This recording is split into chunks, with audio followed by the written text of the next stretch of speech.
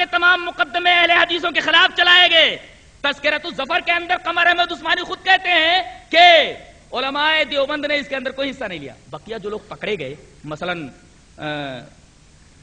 یہ مخبری کی وجہ سے پکڑے گئے. مخبری ہوئی کہ یہ لوگ بھی شامل ہیں تو حاجی امداد اللہ مہاجر مکی بھاگ کر کے مکہ چلے گئے اور قاسم نانوتوی رحمۃ اللہ علیہ اور رشید صاحب یہ روپوش ہو گئے. لیکن رشید صاحب پکڑے گئے, رشید احمد صاحب گنگوئی, عدالت میں انہیں لایا گیا. ان کا قول موجود ہے تذکرۃ الرشید صفحہ نمبر 80 کے اوپر. لکھتے ہیں کہ میں جب سرکار کا فرما بردار ہوں, میں جب سرکار کا فرما بردار ہوں تو الزام کی وجہ سے میرا بال بیکا بھی نہیں ہو سکتا. اللہ, سرکار کا فرما بردار ہوں.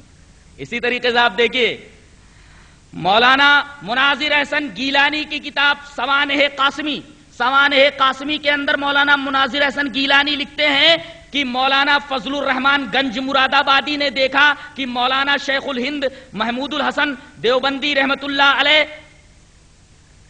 بھاگے جا رہے ہیں اور باغیوں کے سردار کا نام اپنی زبان سے لے رہے ہیں اور کہہ رہے ہیں کہ میں اب انگریزوں کے خلاف کیسے لڑوں, میں تو انگریزوں کی فوج میں حضرت خضر علیہ السلام کو دیکھ رہا ہوں. سوانح قاسمی اٹھا کر دیکھیے, یہ ہے جہاد سب کا کام نہیں ہے, یہ تو بڑے جوش اور بڑے ولولے رکھنے والوں کا کام ہے. یہ رتبہ بلند ملا جس کو مل گیا, ہر مدعی کے واسطے دار و رسن کہاں. یہ جہاد اور خاک و خون میں تڑپنا یہ سب کے بس کا روگ نہیں ہے. ایسے لوگ جو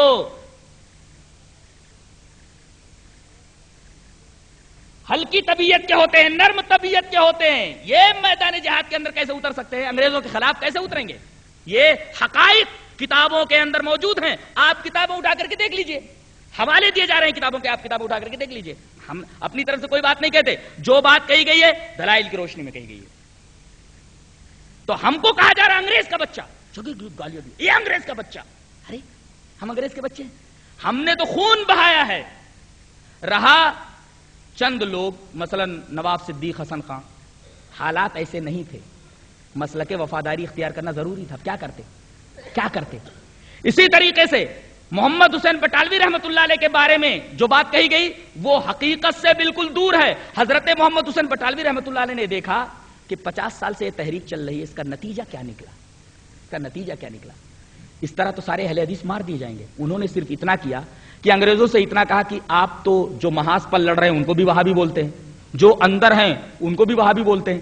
تو اندر جو لوگ ہیں وہ محاذ پر تو نہیں گئے نا, اندر جو لوگ ہیں ان کو اہل حدیث رجسٹرڈ کیجئے, ان کو اہل حدیث رجسٹرڈ کیجئے. اس طریقے سے انہوں نے بچے کھچے اہل حدیثوں کو بچانے کی کوشش کی. بڑے آدمی نے بڑا کام کیا. کرتے کیا؟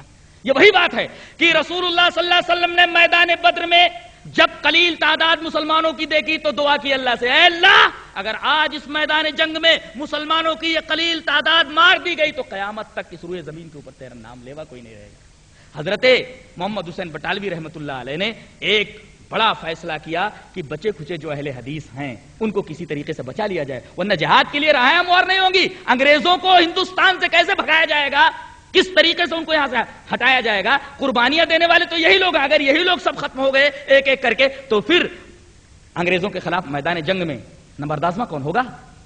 تو یہ ہیں تاریخی حقائق.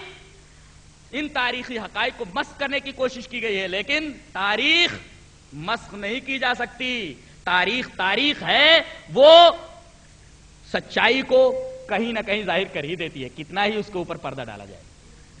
جہاں تک قیاس کا معاملہ ہے, کہتے ہیں ہم قیاس کے منکر ہیں. ارے بھائی ہم تو اس قیاس کو مانتے ہیں. ابھی میں نے کہا کہ اس قیاس کو ہم مانتے ہیں جو قیاس مستفاد ہو قرآن و حدیث سے.